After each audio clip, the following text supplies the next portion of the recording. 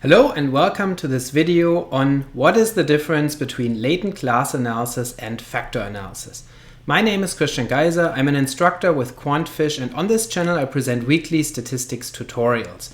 I usually talk about multivariate statistical methods such as factor analysis and latent class analysis, but also sometimes about structural equation modeling and also about multi-level analysis. If this is something that interests you, then please subscribe to this channel. Also, don't forget to check out the description for additional resources, including workshops that I offer through QuantFish. So in this video, I want to address a common question, and that is about the difference between factor analysis and latent class analysis. How do these methods differ? And also, what do these methods have in common? So let's dive right into it, and let's take a look at how LCA and factor analysis are the same versus different. So first of all, both of these methods make use of latent variables, here indicated in this ellipse with the letter L for latent variable, and you can see that the latent variable is connected to a bunch of observed variables or indicators at the bottom, y1 through y5, and so both latent class analysis and factor analysis are latent variable models that are about the connection between observed variables or indicators and latent variables. Now, in latent class analysis, the latent variable is categorical, so meaning that individuals differ qualitatively, they fall into different latent classes, different categories that need not be quantitatively different, but they can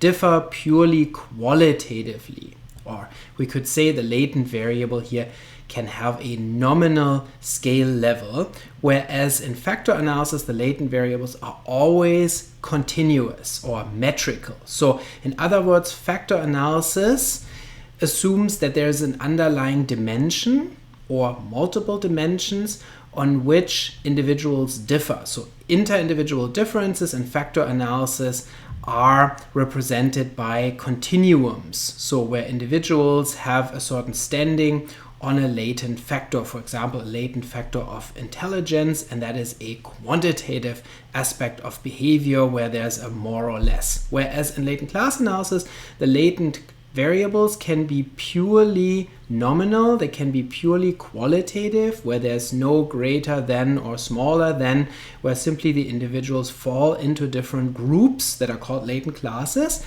and those groups are just simply different. They may represent typological differences, not necessarily quantitative differences. They can represent quantitative differences in some cases, but that need not be the case. And there you go, that's already the fundamental difference between latent class analysis and factor analysis, but stay tuned, stay until the end of this video, because I'm going to tell you about more differences and more similarities that go more into the subtleties of these methods here over the course of this video.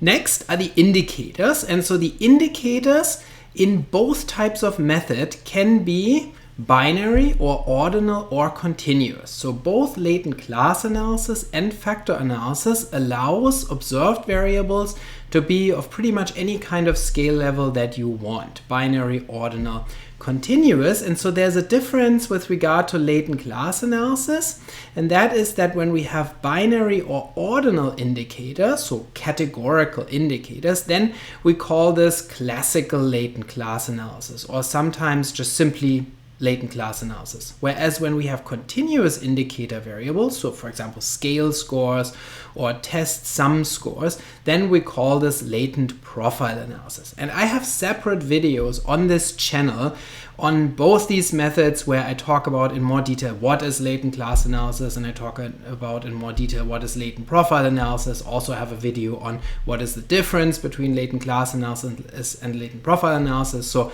if you want to learn more about these types of methods, you can do this here also on this channel. And also I teach more thorough workshops for QuantFish in which I show how to apply LCA and LPA in the Mplus program, and you find the links to these workshops in the description here below the video as well.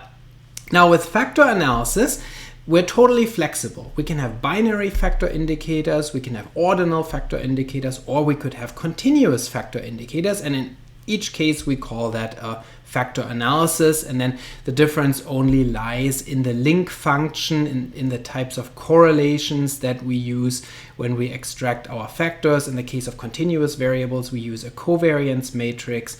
In the case of binary and ordinal indicators, we should use tetrachoric and or polychoric correlations to extract our factors, but those again are subtleties that are specific to factor analysis. If you want to learn more about this, I teach a whole course on factor analysis in Mplus for QuantFish, in which I address all the different types of factor models and the different types of indicators and how to use them in that course.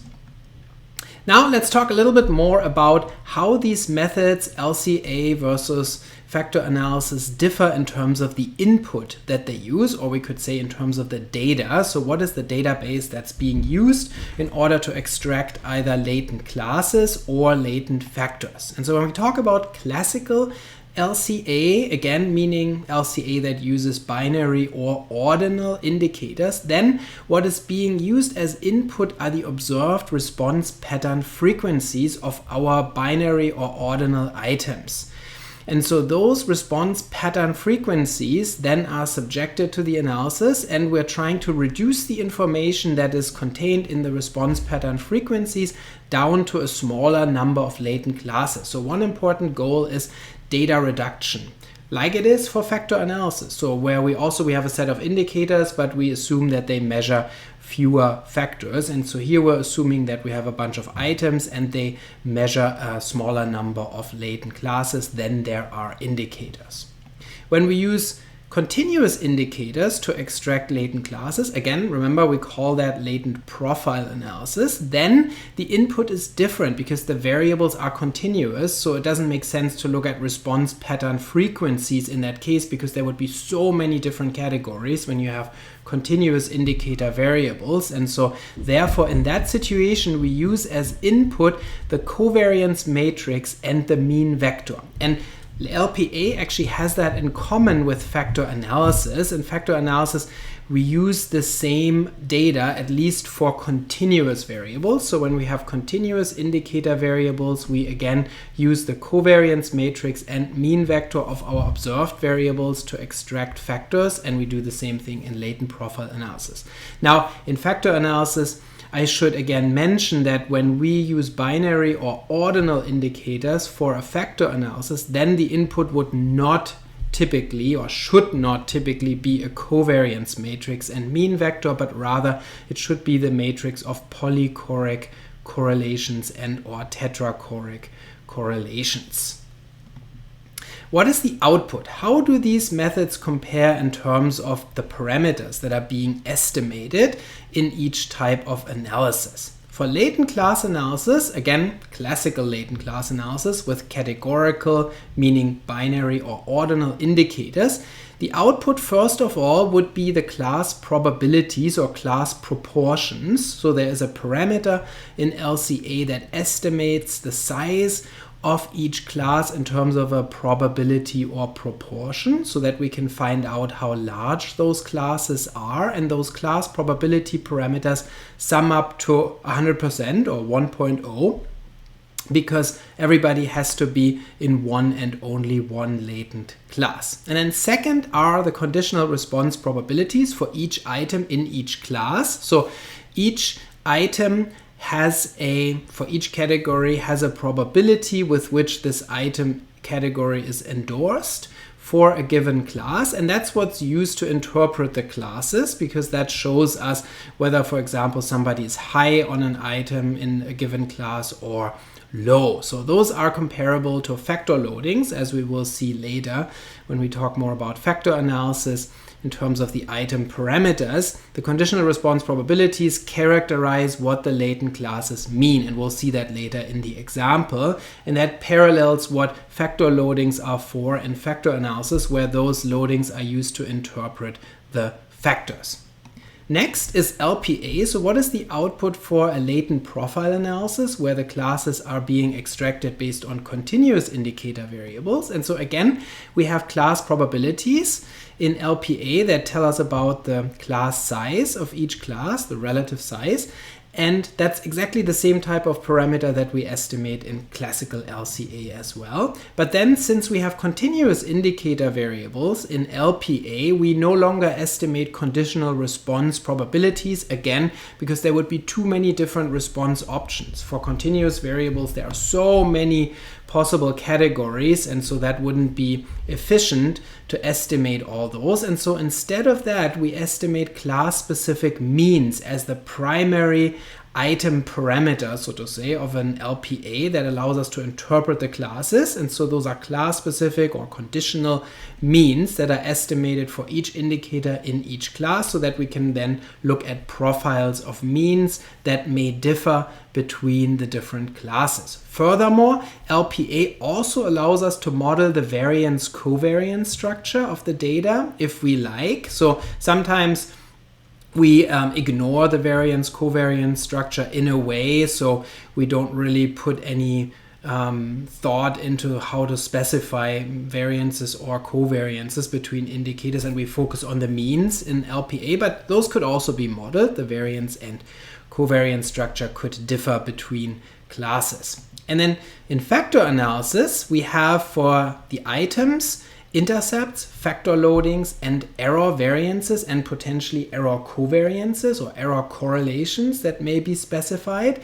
And then also we have for the latent variables factor means, factor variances, and factor covariances and or correlations in the standardized solution. So you can see the types of parameters that we estimate differs quite a bit between class analysis and factor analysis. Factor analysis has a lot more different types of parameters that are being estimated, whereas in LCA we actually have only two types of parameters: conditional response probabilities for the items and class proportions for the latent variable.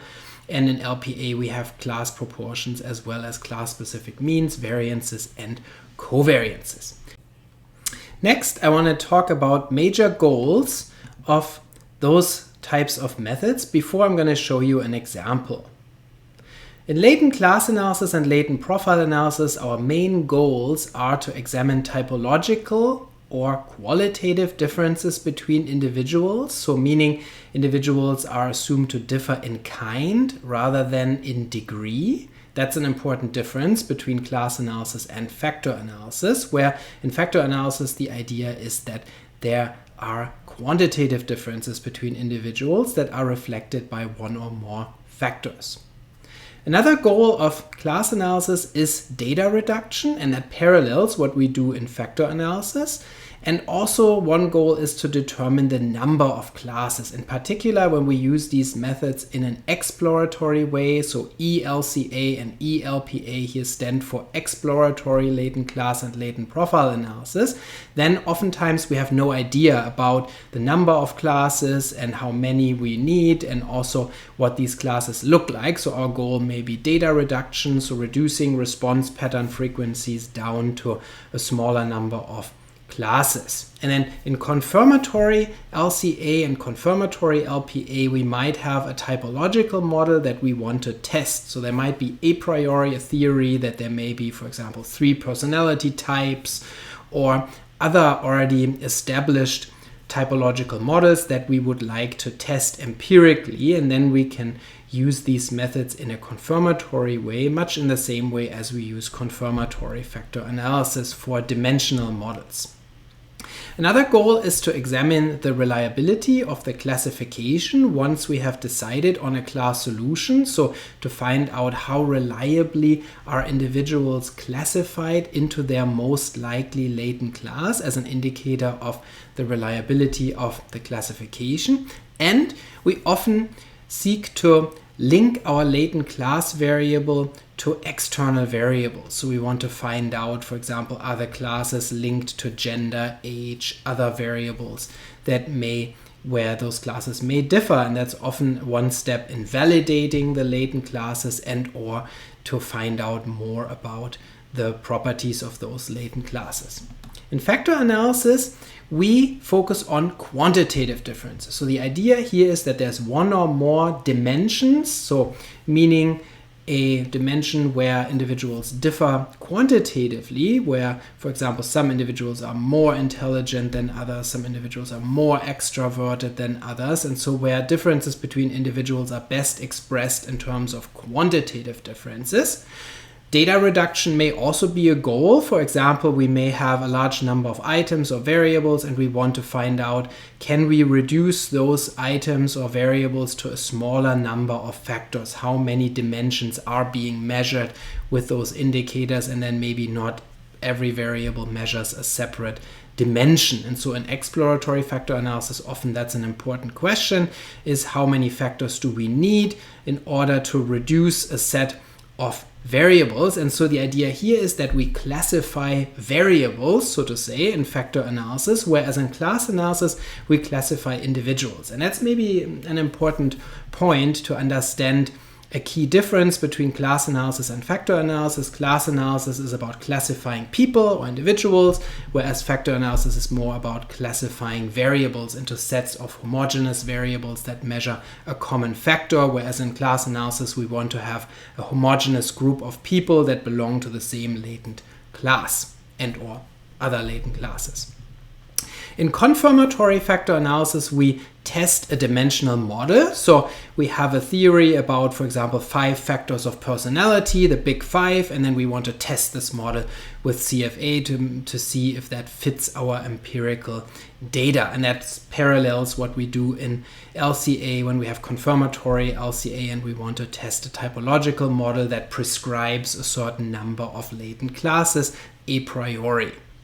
Also, there is a parallel in terms of reliability estimation. In factor analysis, we can determine the variance components in the indicators that are due to the factors. So that's called communality or reliability in factor analysis. So what proportion of the variance in the indicators is due to systematic factors, latent variables, that can be determined in factor analysis as a measure of reliability. And then also factor analysis often serves to establish validity, or at least to examine validity in terms of construct validity, factorial validity, convergent validity, discriminant validity, and other aspects of validity that can be looked at using factor models. And then the last point here is that factors like classes can also be related to other variables, including to other factors. So oftentimes we're interested in estimating the correlations between different factors to find out, for example, are the big 5 personality traits independent or are they related? Are they correlated, oblique, as we say in exploratory factor analysis, or are they orthogonal?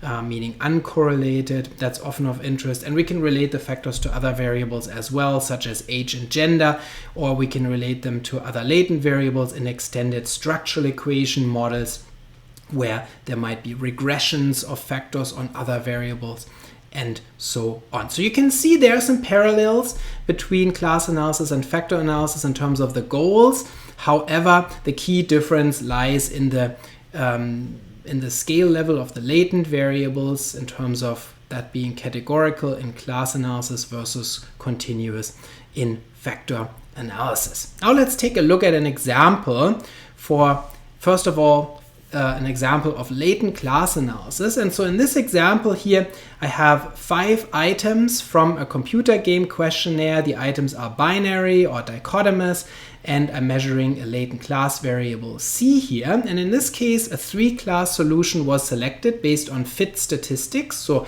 we can use fit statistics such as a chi-square test of model fit and or information criteria such as the Bayesian information criterion to compare different class solutions. And here a 3-class model turned out to have the best fit. And so you can see that these 3 classes differ qualitatively in terms of their propensity to endorsing certain types of games. You can see that the blue class 1 here is one where individuals prefer logic and skill games, whereas the red class is one where the individuals preferred action and simulation games. And then the green class here at the bottom is a non-player class where individuals had no preference for any of these games. And so you can clearly see that there are qualitative differences and that it wouldn't make sense here to use a factor model because we couldn't really order people well on a single dimension of computer game playing from low to high because there are qualitative differences. So some individuals like one game but not another game. And so this here wouldn't make sense to have a single factor of computer game preference, for example, and say, okay, we're ordering individuals from low preference to high preference. No, it makes more sense to say we're putting individuals into different groups, into different latent classes that differ qualitatively in terms of their preference for certain type of games. And you can see the class size parameter here was also estimated in the legend. You can see the sizes of each class in terms of a percentage. In factor analysis, we have continuous latent variables. In this example, we have two factors. We have a factor that reflects physical health, and we have a factor that represents subjective health. The items here may be continuous, or they may be binary or ordinal. And so for physical health, for example, the indicators may be ratings by a doctor or some other health parameters that are more objective in nature. Subjective health may be measured by questionnaire items where individuals are being asked, how do you judge your health, or how do you feel, or something like that, how do you feel your health is. And then we can test a two-factor model, for example. We could see if physical health is related to subjective health, and also we can see whether the indicators for each type of factor are good indicators of the factors. So key parameters here in this model are the factor loadings that we want to estimate, as indicated here with the question marks. These factor loadings in the standardized solution tell us something about indicator reliability and or indicator validity, so how strongly the indicators correlate with each factor. We can see that from the standardized factor loadings in this model. And then also another key parameter here is the correlation between those two factors. For example, if we wanted to find out whether physical health is strongly correlated with subjective health and how strong that correlation is. And then, as I mentioned earlier, there are other parameters in a factor model that are estimated, such as intercepts, error variances, factor variances, and potentially factor means. For example, when you use a multi-group factor model or a longitudinal factor model, in which case you would include a mean structure to look at mean differences as well. If you want to find out more about factor analysis and all the different types of applications, then please check out in the description workshops that I teach for QuantFish. Likewise, also there are workshops that I offer on latent class analysis and latent profile analysis that you're welcome to check out in the description. I hope you found this video useful to learn more about the difference between latent class analysis and factor analysis. Please consider subscribing to this channel, and I'll see you next time.